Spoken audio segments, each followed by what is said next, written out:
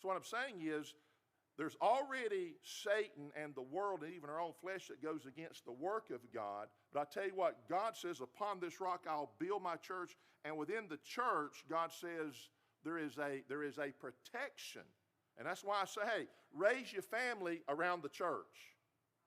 Get your philosophies from the Bible that's preached at church.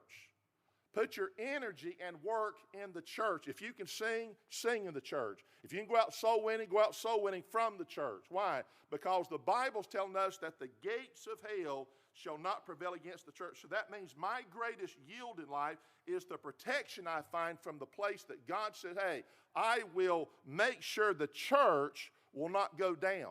You say, well, I know churches that have gone down. Yeah, but you know what? God didn't say, well, I didn't know what to do with that. People make choices. You know that people make choices to go to hell? But God doesn't want anybody to go to hell. God is not willing that any should perish, but that all should come to repentance. So why then does God say, well, my will is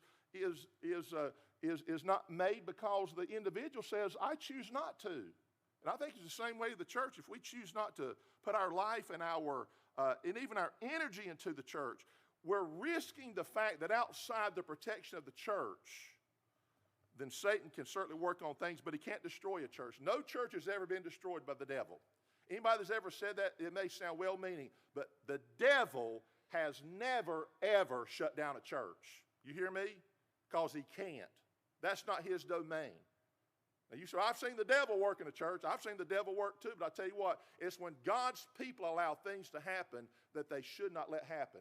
That way, when we say, I'm going to support my church, I'm going to pray for my church, I'm going to pray for the preacher, I'm going to pray for everybody that has any work in the church. That means if they hold the doors, you pray for those men, you pray for the choir, you pray for Miss Vivian, you pray for the preacher, hey, pray for the nursery worker, pray for everybody. Why? Because the devil is against the church, but God says, hey, the gates of hell shall not prevail against the church. Hip, hip, hooray for the local church.